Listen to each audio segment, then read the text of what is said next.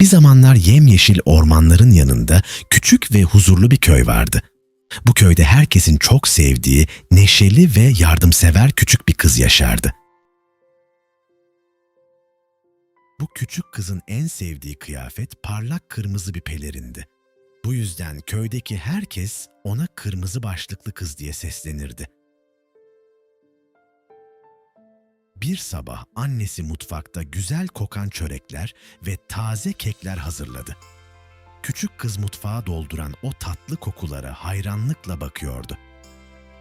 Annesi hazırladığı yiyecekleri bir sepete koydu ve kızına uzattı. Bu yiyecekleri hasta olan büyükannesine götürmesini istedi. Kız kapıdan çıkmak üzereyken annesi onu durdurdu. Ormandan geçerken yoldan ayrılmamasını ve yabancılarla konuşmamasını özellikle tembih etti. Kırmızı başlıklı kız annesine söz verdi. Sepetini aldı ve büyükannesinin evine doğru neşeyle yürümeye başladı. Orman gerçekten çok güzeldi. Uzun ağaçlar gökyüzüne uzanıyor, güneş ışıkları yaprakların arasından yere altın gibi düşüyordu. Kuşlar cıvıldıyor, kelebekler uçuyor ve rengarenk çiçekler rüzgarla dans ediyordu. Küçük kız her şeyi hayranlıkla izliyordu. Ama kırmızı başlıklı kız farkında değildi. Ormanın derinliklerinde bir çift göz onu sessizce izliyordu. Bu gözler aç bir kurda aitti. Kurt yavaşça çalıların arasından çıktı ve küçük kıza doğru yaklaşmaya başladı. Kurt kızın yanına geldi ve kibar bir sesle konuştu. "Merhaba küçük kız, ormanda tek başına nereye gidiyorsun?" diye sordu. Kırmızı başlıklı kız iyi kalpli olduğu için kurttan korkmadı. Ona gülümseyerek cevap verdi.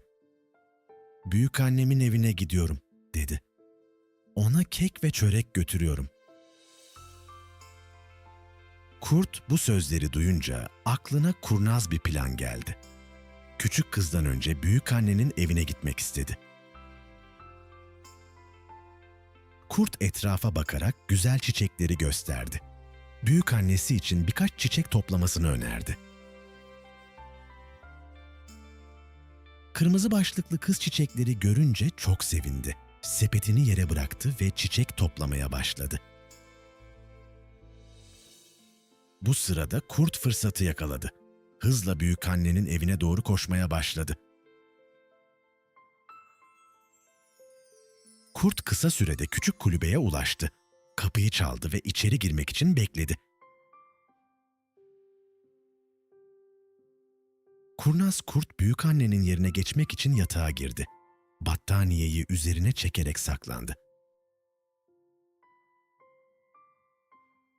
Bir süre sonra kırmızı başlıklı kız çiçeklerle dolu sepetiyle büyükannesinin evine ulaştı.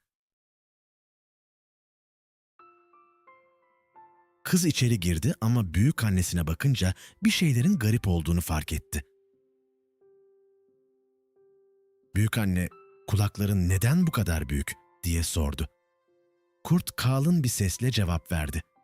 "Seni daha iyi duyabilmek için." Kız biraz daha yaklaştı ve tekrar baktı. Büyükannesinin gözleri de çok büyüktü. "Peki gözlerin neden bu kadar büyük?" diye sordu. Kurt yine cevap verdi. "Seni daha iyi görebilmek için." Kız bu kez büyük dişleri fark etti. Şaşkınlıkla geri çekildi.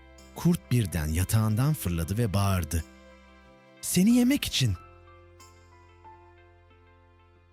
Tam o anda bir avcı kulübeye girdi. Kurdu korkutup ormana doğru kaçırdı. Böylece kırmızı başlıklı kız ve büyükannesi kurtuldu. O günden sonra küçük kız annesinin sözlerini her zaman hatırladı.